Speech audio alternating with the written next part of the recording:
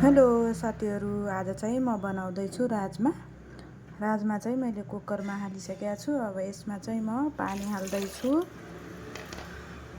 अनि थोरै यो छिटो गल्छ भनेर नुन पनि हाल्दैछु म। अब चाहिँ कुकर पनि चढाइसकेँ मैले। अब यसलाई चाहिँ 4-5 सिटी मजाले लगाउँछु म चाहिँ। एउटा प्याज चाहिँ म एकदम मसिनो पारेर काट्दैछु। प्याज चाहिँ मैले एकदमै मसिनो पारेर काटिसकेको छु। यता चाहिँ राजमा पनि सिटी लागिसकेको छ।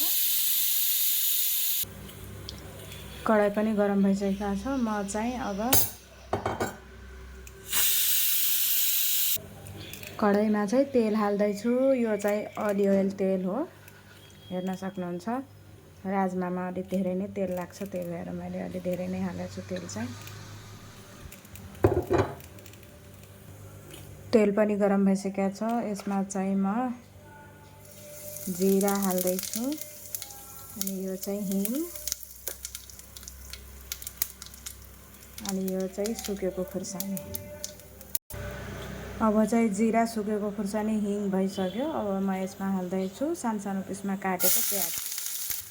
अब प्याजलाई चाहिँ म मजाले फ्राई गर्दैछु।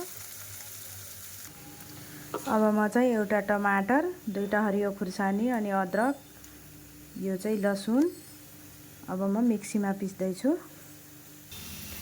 प्याज चाहिँ भइसकेको छ। प्याज चाहिँ मैले काटेर हालेको थिएँ मसिनो पारेर। यो चाहिँ मसला, टमाटर पिसेँ मैले। अब चाहिँ म हाल्दैछु,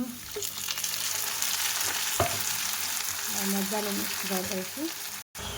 अब चाहिँ म हाल्दैछु यसमा मसला चाहिँ यो हल्दी, यो चाहिँ धनिया पाउडर, यो जिरा पाउडर, स्वाद अनुसार नुन। अब यसलाई चाहिँ मजाले पकाउनुपर्छ। मसलालाई चाहिँ एकदमै पकाउनुपर्छ। अब म चाहिँ अब मसलालाई ढक्कन लगाउँदैछु।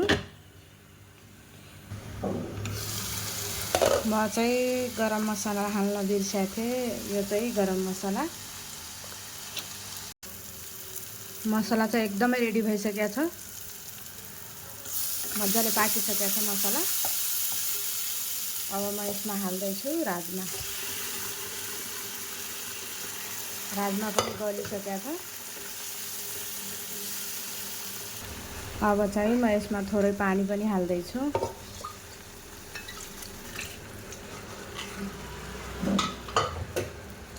हेर्न सक्नुहुन्छ। अब चाहिँ यसलाई मजाले पकाउनुपर्छ।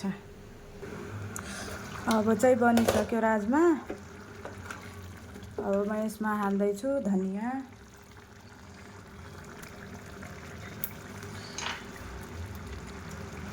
मैले चाहिँ एकदमै सजिलो तरिकाले बनाएको छु। हजुरहरू कसरी बनाउनुहुन्छ कमेन्ट